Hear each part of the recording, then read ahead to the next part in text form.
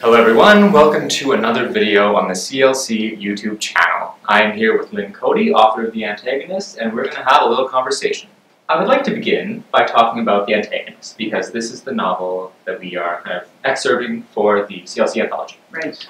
And so this novel, for those of you who don't know, it's a series of emails sent by Rank to a guy named Adam. They went to university together, and Adam has just published a novel. Rank's read it, and Rank kind of feels as though some of his private life events, personal life events, have been appropriated. And so these emails that Rank begins to send to Adam are kind of a way of writing back to the text and also confronting the author of that text. It's kind of saying, you know, this wasn't yours, this wasn't your story to tell, you didn't have permission to do this.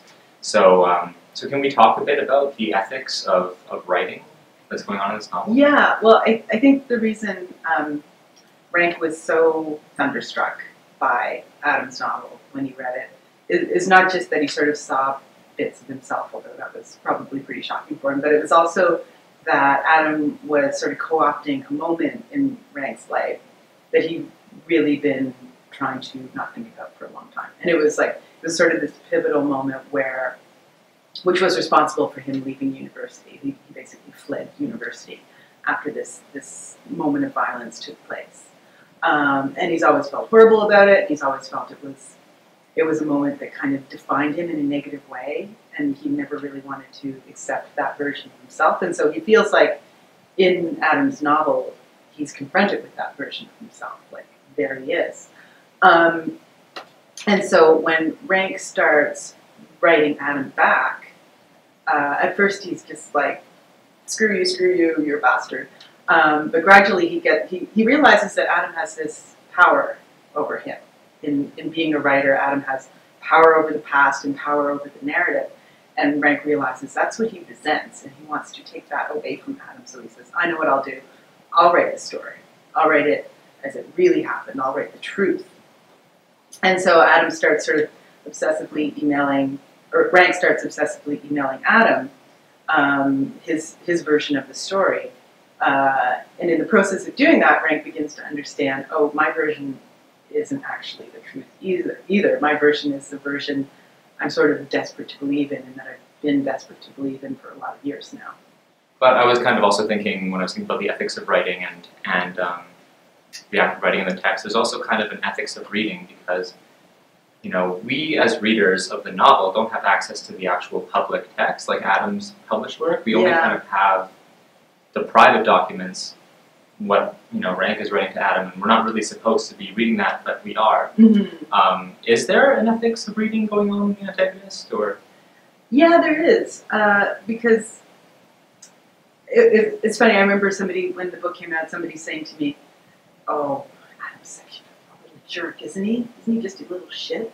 And I was sort of taken aback, because Rank is very much an unreliable narrator, right. and I sort of took pains to make sure that was clear.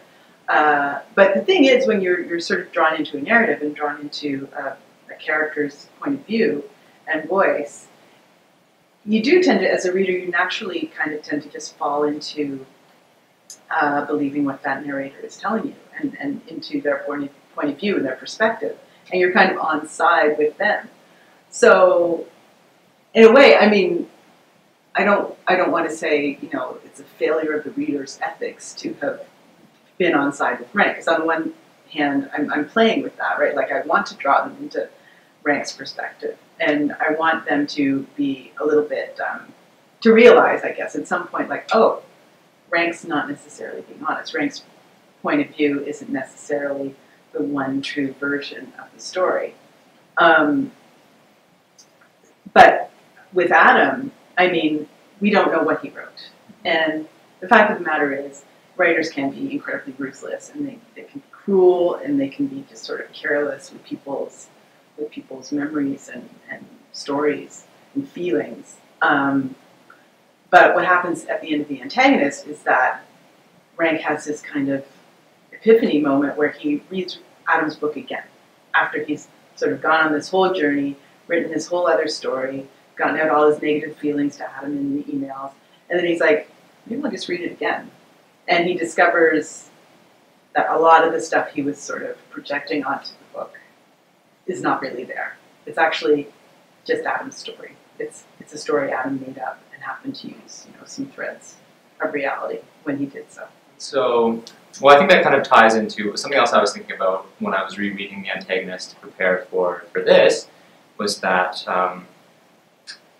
there are so many moments when Rank is intervening in his own narrative, right? And he's kind of saying, like, this isn't how I intended the story to go, and I'm trying to make this a sort of chronological narrative, or it's just not happening that way. Mm-hmm. And the story's not letting me tell it the way I want to tell it. Yeah. And I mean, I guess that goes hand in hand with the, signal to the reader that, like, we cannot trust this guy. Yes. Really, right? Yeah.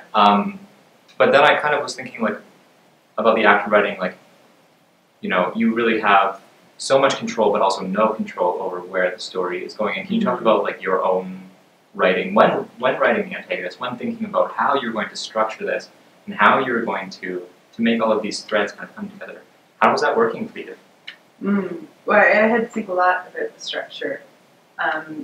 But when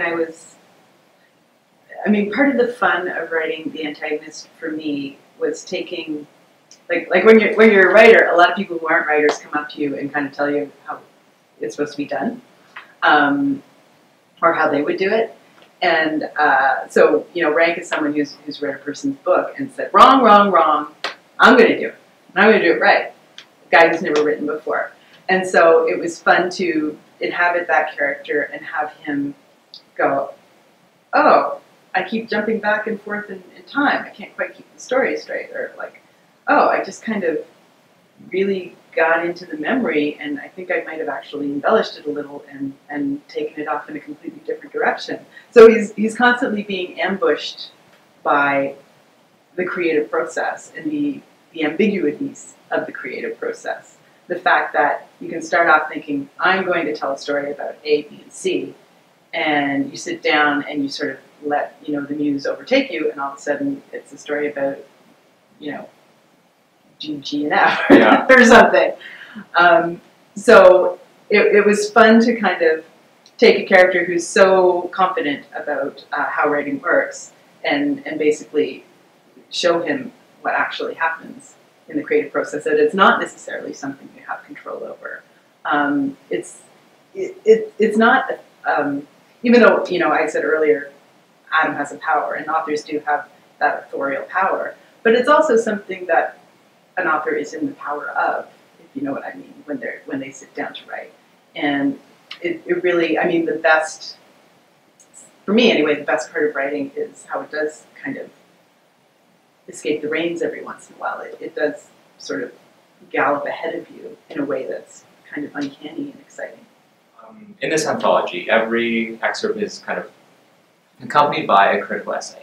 And the author of the person who wrote your critical essay said something that I really liked, which was saying that, like, even in The Antagonist, which is populated mostly by men, your writing is a feminist act, because what you're doing, in her eyes, and I would agree with this, is you're not shying away from writing about, like, sort of the violence of masculinity, yeah, and sort of the way that patriarchy can work on men, right? Which is a feminist issue and a feminist. Yeah, big time. Yeah, right. So, can you talk a bit about that? Is that too? Yeah. Yeah, I haven't read that essay yet. I'm really excited to, now that you tell me that. Yeah, I would say that it's being a feminist that allowed me to write in that voice in such a convincing way, because when you're a feminist, what you do is you pay attention to men, and as much as women. It's funny, because sort of the cliches about feminism is the opposite. You just sit around hating men and stereotyping them. But in fact, what you do is you sit around and you think about patriarchy and the way it affects us all, and the way it affects our culture, and the way it manifests in people. And of course it manifests in men just as much as it does women, perhaps more. So that was a big part of what I wanted to explore in writing The Antagonist. The pat answer I usually get when people say, oh, how did you write so convincingly from the male perspective, is just that I had brothers, I came from a really male culture, my dad was a real guy's guy, so it was just like all about hockey and hunting and fishing when I was growing up.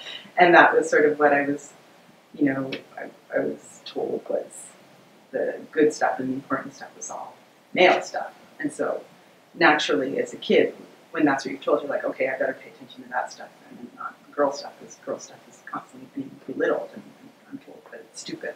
And you're supposed to be involved in that. But it's like, no, that's not important.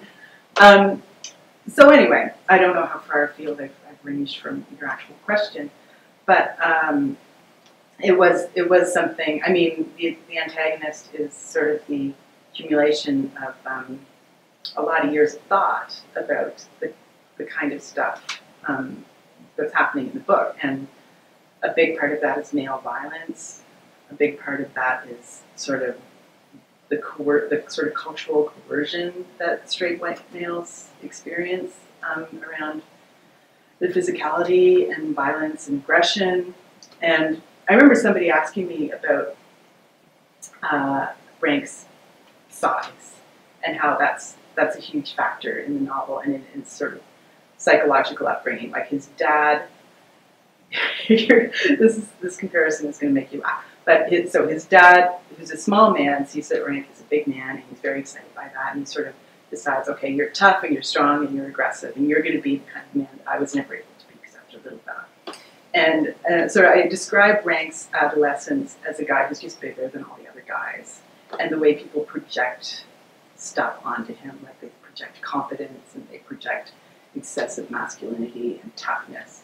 And people ask me sort of how I was able to relate to that. And I was like, I was a girl with big boobs. And it might seem the polar opposite, but it's actually so similar. Like, people project stuff onto you that has nothing to do with who you are as a human being or what you want or what you think.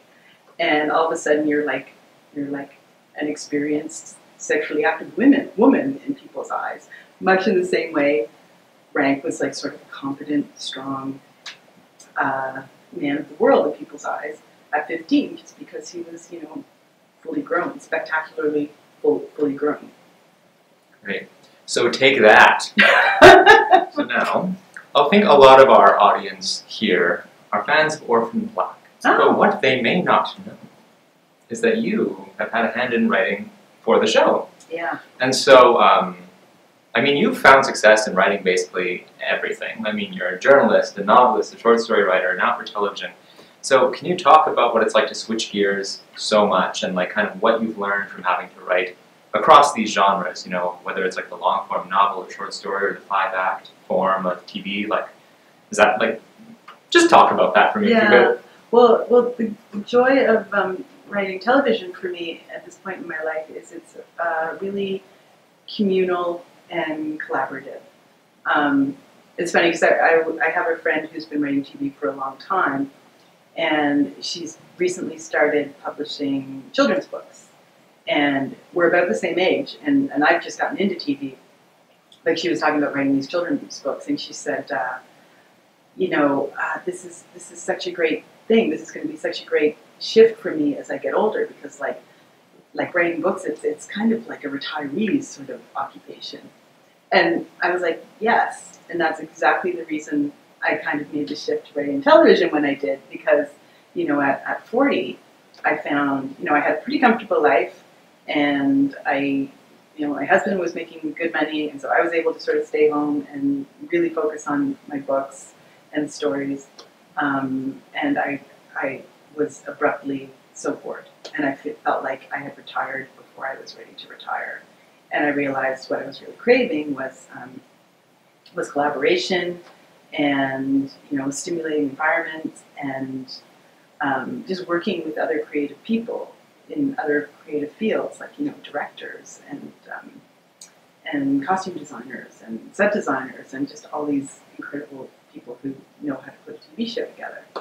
And so now I'm doing that, but what's been fascinating is just to see where the commonalities lie. And, you know, writing fiction for 15 years really surprisingly prepared me, I feel, pretty well for writing television. Where television is now, television's like, it's a really deep and kind of exciting genre now, and people are really kind of looking for those novelistic touches. So you're still it's all the same stuff with character. It's all the same stuff with conflict, and the fundamentals are still there. It's just like with a book, you can be sprawling, and with television, you really need to sort of bring your craftsman's tools to the table. Like, you can't just sort of, like, with a book, you can be kind of half-assed about plot. You know what I mean? Yeah. Like, it can kind of hinge more on character. Like, your reader is really compelled by this character, so wherever she goes, whatever she does, the reader's going to follow her. Whether or not there's, like, sort of really taut conflict pulling you along in the story. In television, you can't really get away with that. There's got to be those plot points. There's got to be that really, compelling conflict that makes you, not change the channel, basically. Your collection of short stories, Hell Going, won the Giller in 2013. You were there. I watched it. We both know what happened. Yeah. And I imagine that lends you some freedom, right, in what you can do next or what you can try. But do you feel, like, I mean, you're running on TV now, but do you feel kind of pressure now as somebody who's, like, got that, you got the Giller Prize in your name to keep producing work that is, like, literary, and is there kind of, like, a pressure to do it in a timely, like, do you feel that? Yeah, I feel it, but I'm ignoring it for the most part because I am having so much fun. Like the thing with the Giller happened right when I was making the shift into television and really enjoying it. And in a way that's good, because I think if that wasn't going on, I would think, okay, God, I really have to capitalize on this momentum. I've got to get another book deal. Because, when you're a working writer, meaning, somebody who kind of needs to make a living off of it, you can never really relax, and you can never really say, okay, so I'm just going to kick back for this next year and kind of let the muse come to me. You always feel like, no, if I have any kind of success, I can't relax. I have to move forward. I have to capitalize on it. And that those instincts are still alive within me. And I did have those feelings like, oh God, book deal. And of course, there's people in the publishing world who are kind of prodding you as well, going, this is a great opportunity. What do you got for us next? But I've always really enjoyed having the freedom to not feel that pressure. And whenever I felt that pressure descend, I've always kind of pushed it away, because I just find I work better without it. And I can really, the times when I have felt like I've got to come up with another book, and I would like sort of brainstorm 5 different ideas, and then pick one, and then brainstorm, structure a whole novel, think about it really hard, sit down to write, and it just wouldn't come. You know what I mean? And yet, like the most recent thing I'm writing that's fiction, I think it's a short story, I don't know, but it was the vaguest of ideas for a short story that I had. It just kind of flitted across my mind.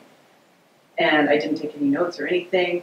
And then one day I was in a coffee shop, and I was planning to work on my script, and I just thought, I'm going to work on the story. And I wrote for 3 hours, and I liked what I was writing. And that seems to be how my best work comes, when it's like, it's almost off to the side, you know what I mean? Okay, everyone, thanks so much for watching, and stay tuned for more. Surprise! Rank here. Adam, this has begun. There's no way around it. That's what I've been realizing this past week. I gave up writing to you, and I felt this incredible relief. No doubt you did too. In fact, that was the only thing that tainted my relief, knowing you were probably relieved as well. But fuck it, it was over. It had been started, but now it was stopped, and so was over. Cooler heads prevailed and all that. I'd just go back